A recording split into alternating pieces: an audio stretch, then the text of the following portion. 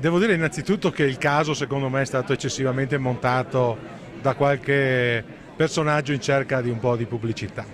Di fatto i casi sono circa 200, ieri abbiamo avuto 20 ricoveri all'ospedale, ma credo che se consideriamo che oggi con questa festa anche in altopiano ci sono circa 100.000 persone, pensare che 100 casi, 200, fossero anche 300 siano tanti, mi sembra un po' pretestuoso. Se poi vediamo i 20 casi di ieri che sono apparsi sulla stampa di oggi come un fatto eclatante, fa abbastanza ridere. Bisogna dire che la questione è seria in ogni caso, al di là di come è stata rappresentata, ed è stata affrontata con la massima serietà da parte nostra e della USL, con tutte le verifiche possibili. Siamo arrivati soltanto ad un punto, oggi scagioniamo l'acqua, gli acquedotti dell'altopiano sono salubri, non c'è nessun problema, scagioniamo qualsiasi fattore ambientale perché non sono neanche cibi e alimenti allo stato attuale, probabilmente si tratta di un virus, ma ritengo che sia opportuno che chi parla di questa faccenda tenga presente il numero 250-300 case sul fenomeno, su 100.000, 80.000 presenze giornaliere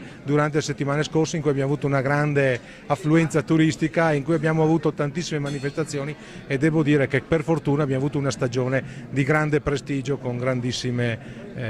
eventi.